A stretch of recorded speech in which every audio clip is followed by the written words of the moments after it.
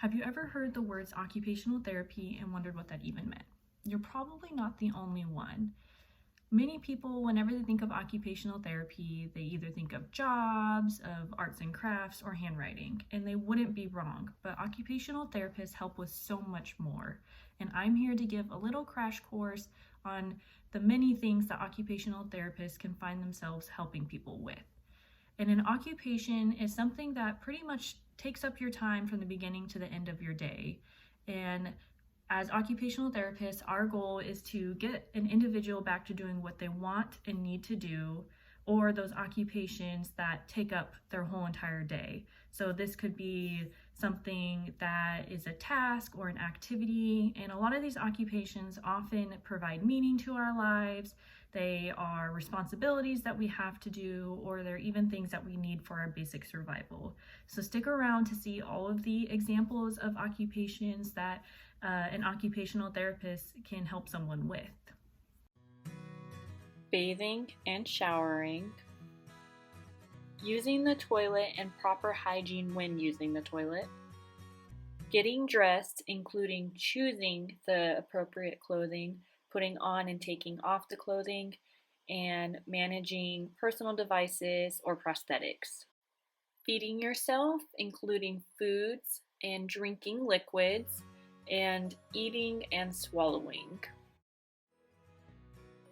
Functional mobility, which means moving yourself from specific places in the house, like your toilet or getting into the shower, getting up and off of furniture like your bed or your couch, and even being able to move stuff around the house like dishes, supplies, anything that is important to being able to complete home or community activities.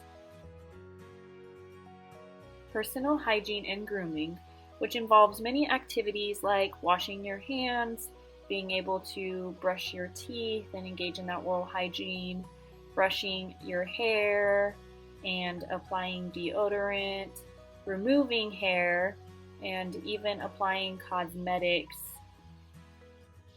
Providing care to pets and animals, including service animals or therapy animals. Providing care and support to children, adults, or any individual that needs a caregiver. Managing communication like sending, receiving, and interpreting information through telephones, texts, computers. Driving and community mobility, such as planning and moving around out in the community by public or private transportation and being able to drive, walk, or use any other type of transportation. Managing your finances by organizing all of your financial materials and planning short-term and long-term goals.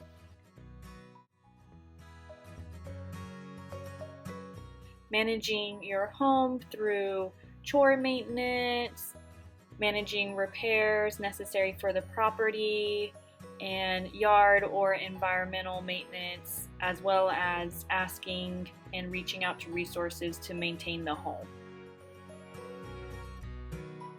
Meal prep and cleanup, like planning the meal, knowing how to cook it, serving it, and cleaning up the supplies and tools.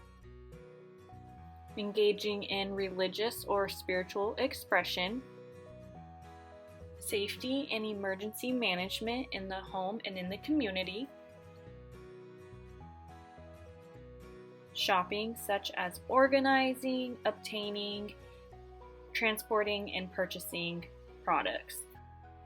Health management through activities like physical activity, nutrition, mental health and emotional health, and being able to manage symptoms or conditions, medication, and personal devices.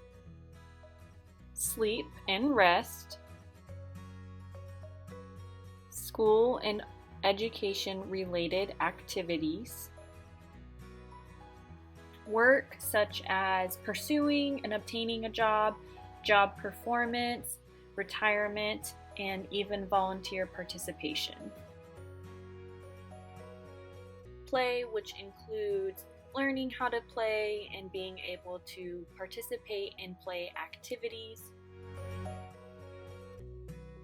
Exploring new leisure activities based on interests and skills, as well as being able to participate in any of those leisure activities.